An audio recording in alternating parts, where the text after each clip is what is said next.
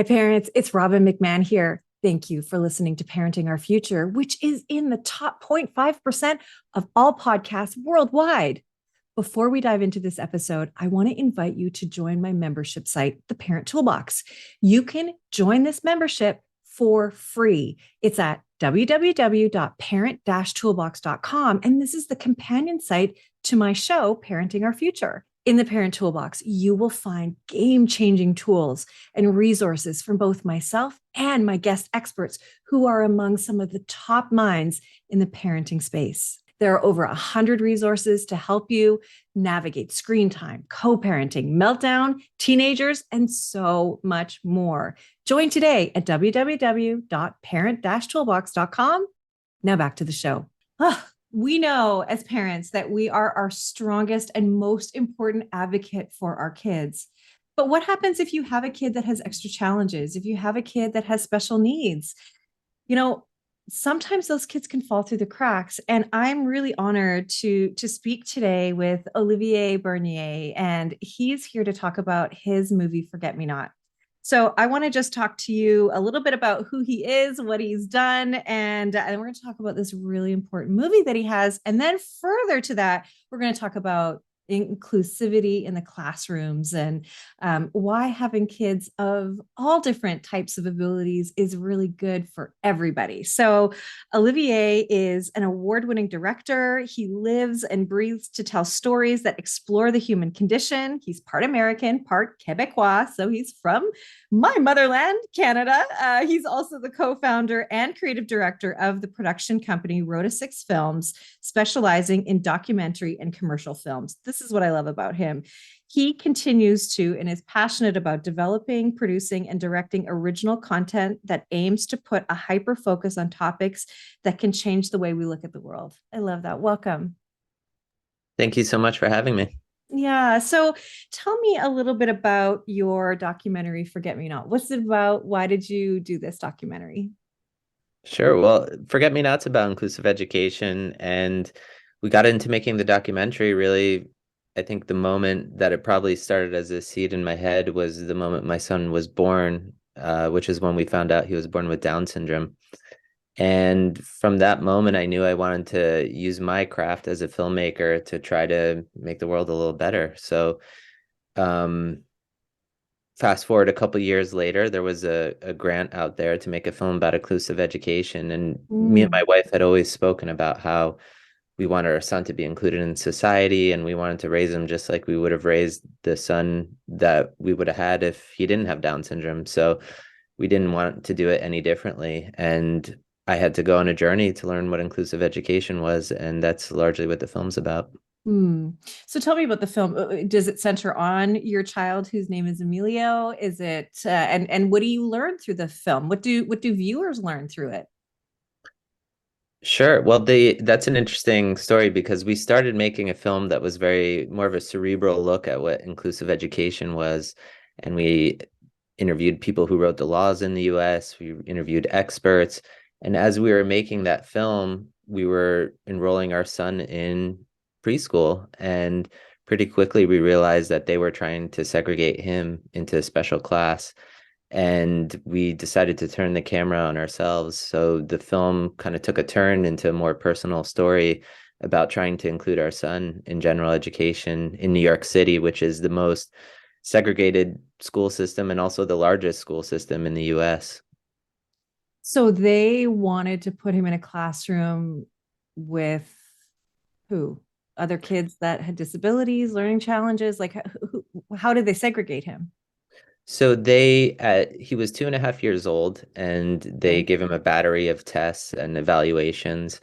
And from that, we went to the IEP meeting, and they decided, without ever speaking to us, that he belonged in a special class, which is with all people with disabilities. Mhm.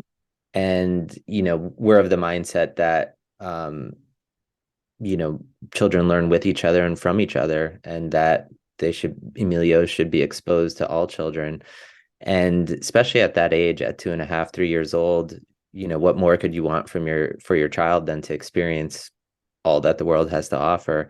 And really, when I look at it, school is the first entrance into society. It's the first time you leave your parents for the day and you interact with other people. And really, when we looked at it, we wanted our son to go to a school that mirrored the society we want to live in. So we wanted him to go to a diverse classroom with all different abilities.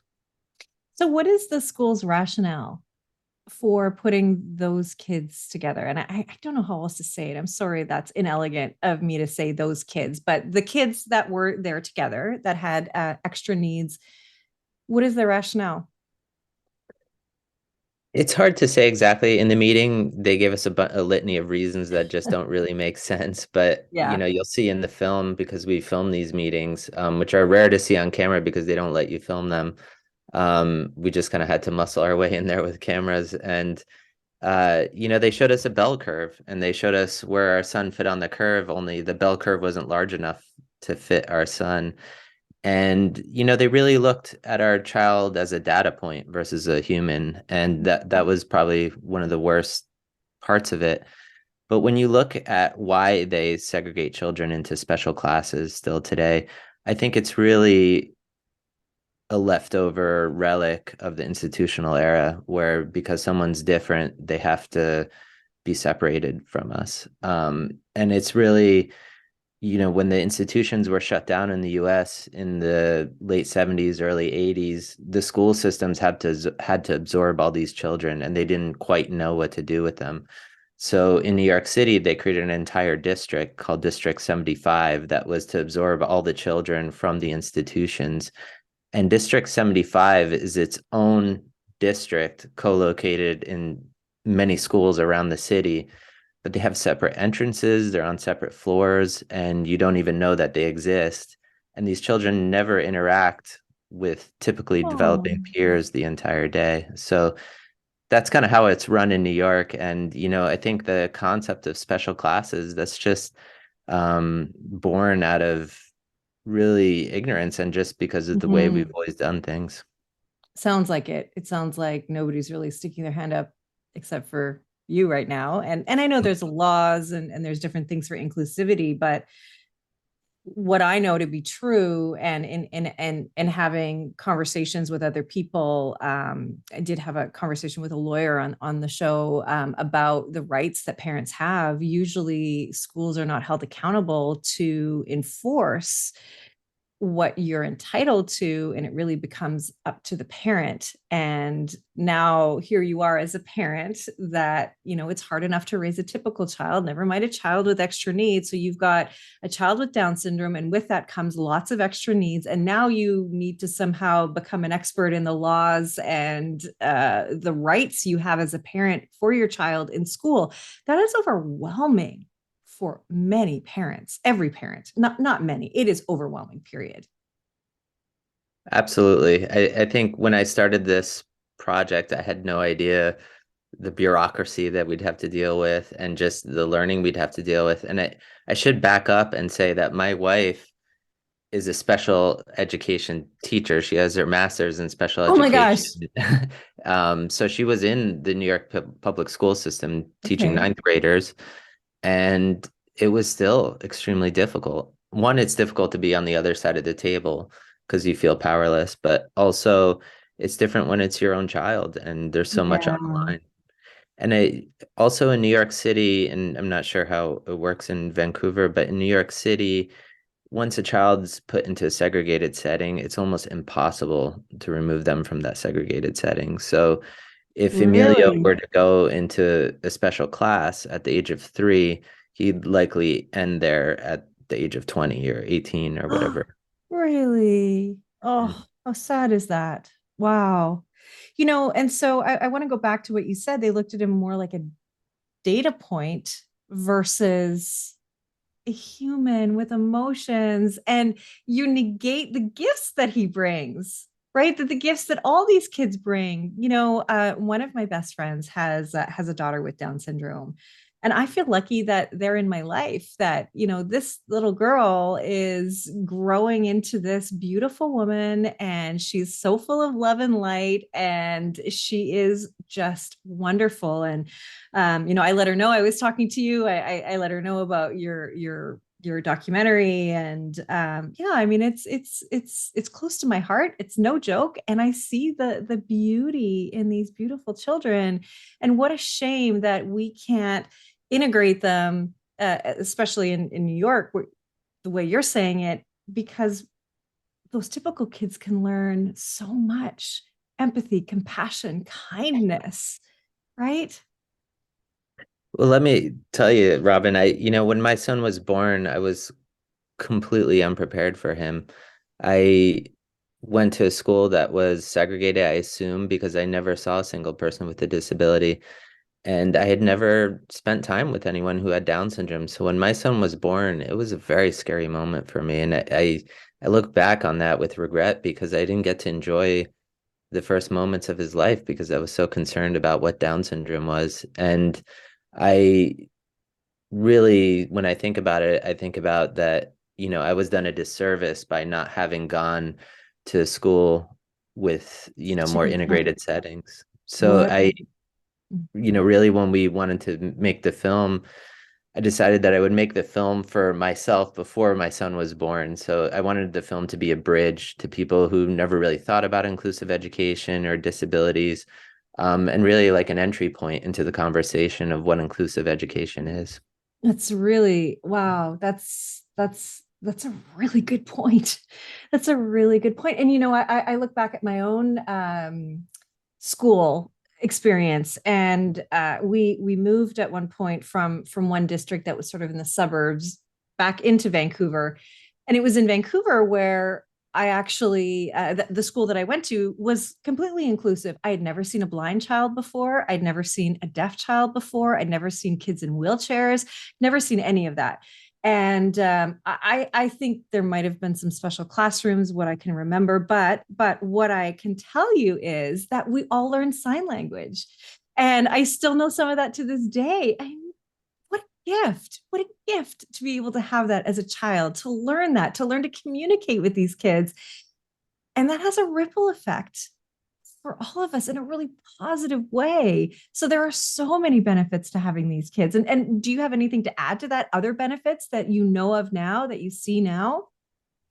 Well, Emilio today is going to an inclusive education setting. He's in a general ed class in kindergarten. And, Oh, he's probably the most popular kid in his class. He gets invited to all the birthday parties, I all love of it. them. And the children love him. But Emilio doesn't have a big vocabulary. He doesn't have great verbal skills. But the kids find a way to play together and they just see him as Emilio. They don't see him as a child with Down syndrome. And that is exactly the point of inclusion, is that you grow up understanding that people are different. And it's about us trying to create a bridge to those people to see how can we communicate in different ways. Mm. Um, we had his friend over just the other day and they were playing and, sometimes they go off on their own and then they come back together. And, I walked in, I caught them hugging each other. Oh, They're just buds. so So, sweet. it's beautiful. And then I had another friend over, a friend of mine that has a child the same age. And he doesn't go to an inclusive classroom. And every couple minutes he'd come in to the other room where the adults were hanging out and he'd be like, why doesn't Emilio talk?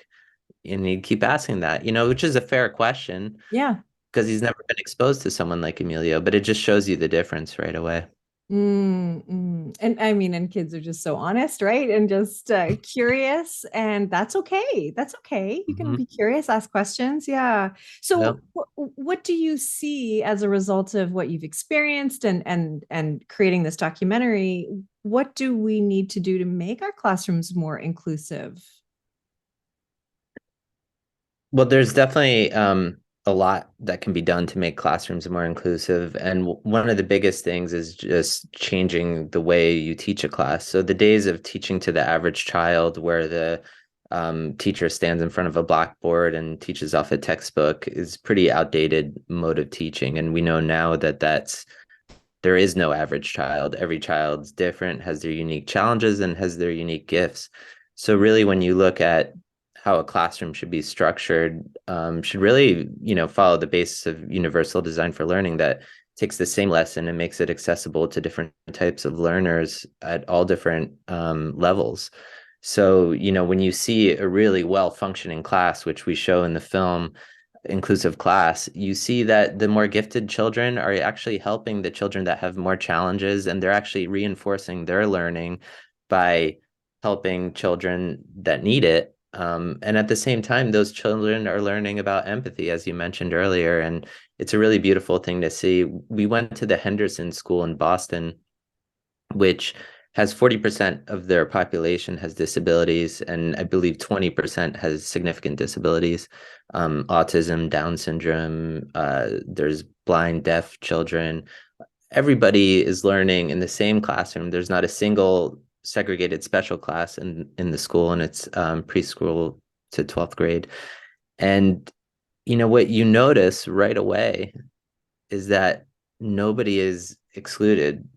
Nobody is, treated differently from each other. They give the accommodations that children need to access the learning, but other than that, it just looks like a typical school where everyone's learning next to each other. And it's just such a beautiful thing to see. And really, when you see that happening in the classroom, you think, wow, what if our society could be like that? What if every Oh, workplace could be like that? It's just something we should all be striving for, really. absolutely. Absolutely.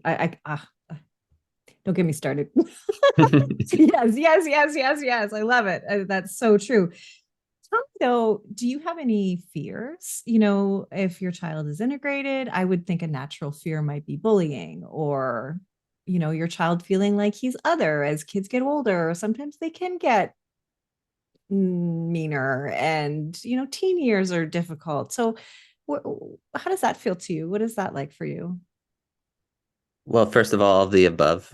Of course we have these fears, but I would say that those same things could happen in a special class or a segregated class, where often children just have, emotional behavioral issues and aren't necessarily intellectually disabled. So, Mhm. I don't think that being in an integrated class makes any difference.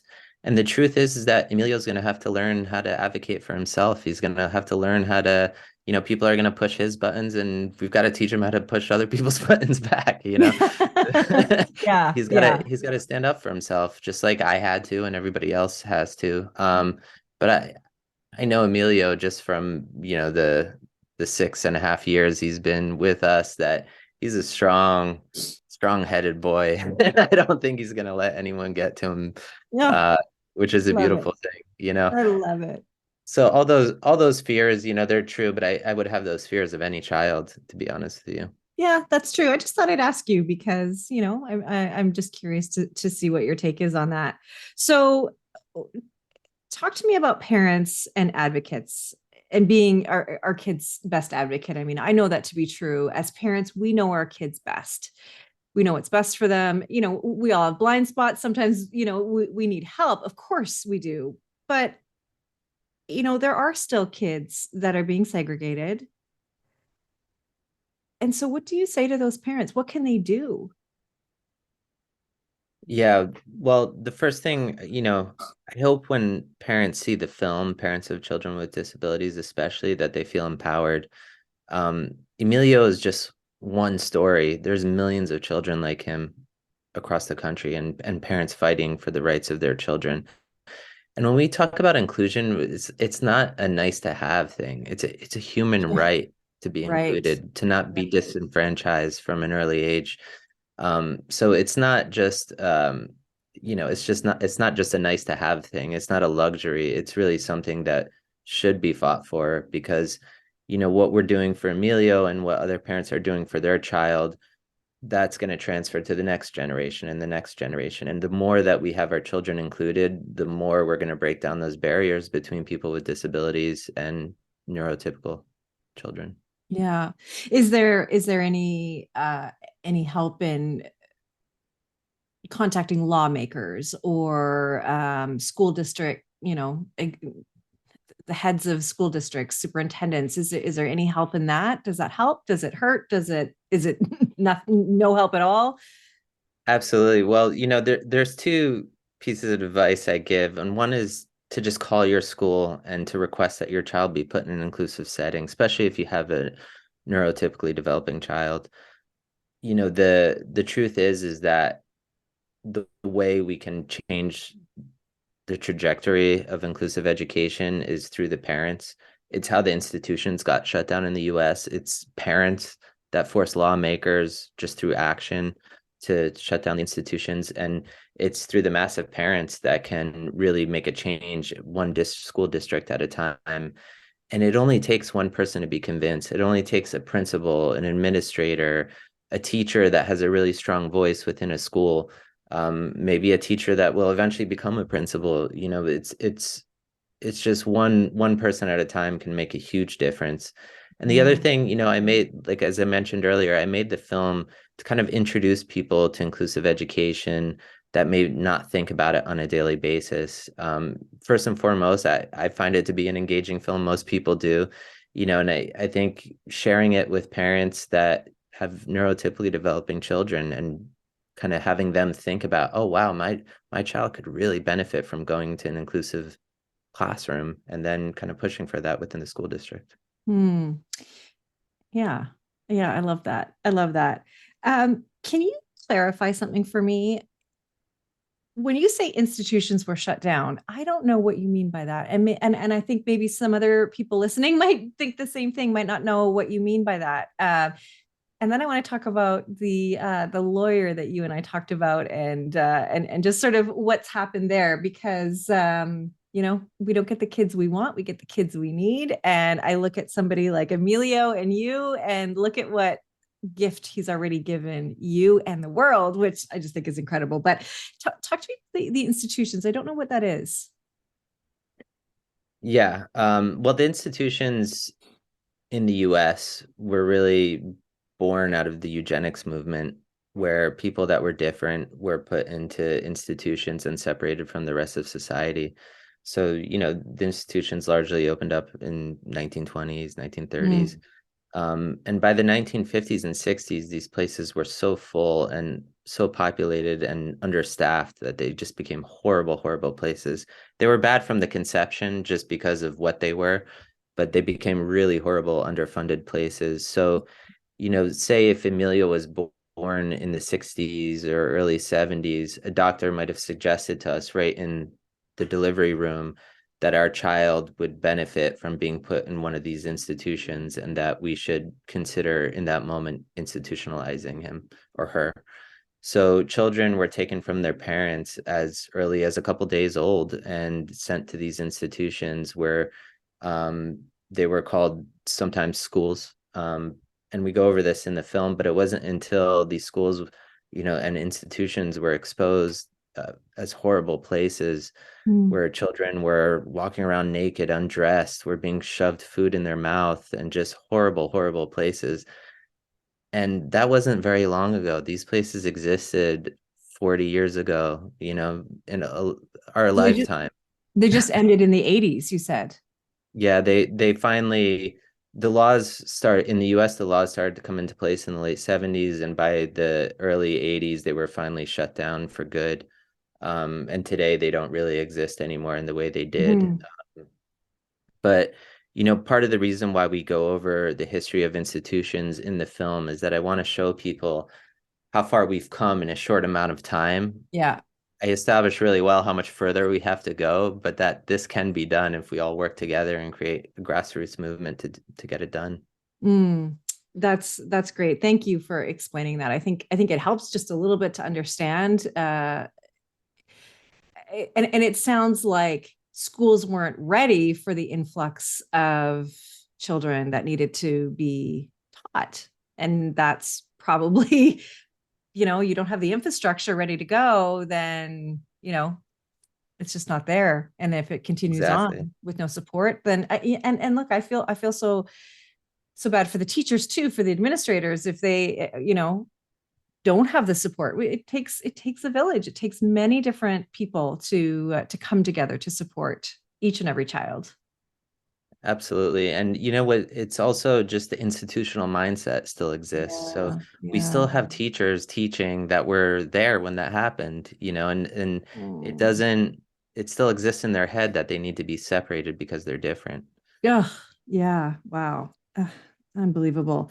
So tell me about speaking of parent advocates, I think this guy needs a cape over what he does. So like I just said, you don't get the kids you want, you get the kids you need that are an invitation for you to heal yourself, for you to become more of who you were always meant to be. That certainly is my story with a challenging kiddo that I have that brought me to this work that I love so much. So yeah, tell me about that really quickly. Well, Emilio completely changed me. Again, I was just a filmmaker before, and now I feel like I have a purpose. Yeah. Um, he's also taught me so much about myself, as you mentioned, just about the way I look at the world and accepting other people, and how I had a blind spot in my Mm. life for other people. So now I think I understand better, more than ever, how important differences are and how much they can teach us. So today, when I look at myself, I see a completely different person than I do from 6 years ago. Wow, that's so beautiful, really, truly. And again, it's not lost that that has a ripple effect, right? You look at people differently, you see you can be more curious, more empathetic, more compassionate, right? You just don't judge as much, you don't dismiss people as much, right? Absolutely. Yeah. Yeah, yeah. And you were talking about a lawyer with a law practice who pretty much gave up his law practice to fight for inclusion within the schools as well. So we got to thank him, right? Yeah, we were filming with this family, and their son Aiden was segregated in middle school, and not allowed to go to the same school within his district with his brother and sister. And they were basically saying that he had to get bused 1 hour each way to go to a different school, where they had the accommodations that he needed. So immediately they sued, and that has been an 8-year process, still ongoing. It might go to the Supreme Court eventually. Wow. But it's in those 8 years, Aiden loses. He's being Yeah. homeschooled because they don't want him Oh. to go on a bus 2 hours a day. And that's really the tragedy, is that we have great laws, but laws alone can't fix these issues, because the Mhm. schools know their way around it, and people that have socioeconomic challenges can't afford lawyers, to be honest. Exactly. And it does become about the haves and the have nots. It definitely does. And you can see that in other areas too. But yeah, and I think that's a really good point to make, and I thought about that a couple of times when you were talking, is that, there are parents that can afford, different things, and other parents, again, if socioeconomically you can't afford any extra help or anything, then you're in a really tough spot. And that's not fair. You shouldn't be about that.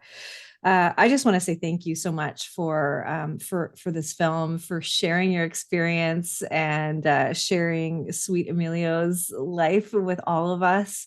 And you have a really great resource for us in the Parent Toolbox, which is a summary of the evidence on inclusive education. Can you tell us what that is a little bit? That's in our Parent Toolbox, which everybody who's listening, that's the extension of the podcast. It's parent-toolbox.com, where you can get free resources from all of my guests. And just tell us what the Alana, the summary of inclusive education is all about. Sure.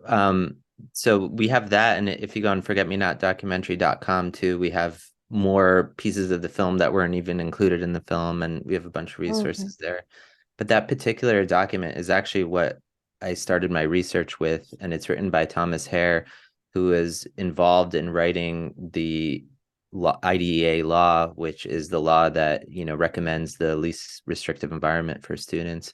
So it looks at the world and about inclusive education and statistics on how inclusivity helps children. So I think it's a really interesting piece of research. And what's great about it is that you can quote it in your IEP meetings when your, Yes. district administrator says your child needs to be in a segregated setting. Well, you can say, well, here's this document that shows 100 studies show inclusivity is better for children, and not a single study shows that segregation is good for children. So Oh, yes. there's a bunch of quotable metrics in there because they're often very hell-bent on telling you the data, so you can bring some data to Oh your my fight God. as That is well. a mic drop moment. Like, boom, here you go. Let me show you this. And I actually have it up on my other computer screen here. And you have some really great graphics that I appreciate, simply is simplified. You have inclusion, segregation, integration, and inclusion, and what the differences are. And you use some circles and some dots, and that really, really well illustrates the difference and what really inclusion means. And essentially, it means these kids are just in the classroom with the other kids and just learning along with them. So that's really beautiful. Thank you for that resource. That makes me feel like empowered and, knowledge is power, right? And being able to say, nope, this is actually what's true, not what you're telling me, right? And Absolutely.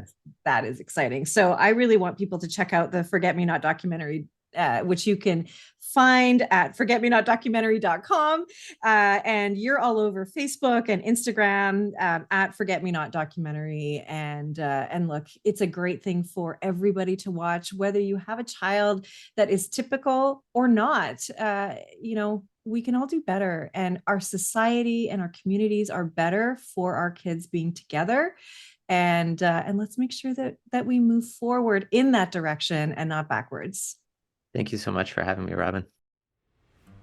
Thank you for listening to this edition of my podcast, Parenting Our Future. I'm parent coach Robbin McManne, and if you're enjoying this podcast, I would love it if you would share it with someone who you think needs to hear this message too. And please don't forget to subscribe. And if you like my work, I would be grateful if you gave me a 5-star rating. And if you like my content and want more, please visit my site, parentingforconnection.com, where you can find out more about my coaching, my courses, and all things parenting. Until next time, I am wishing you and your family peace, connection, and joy.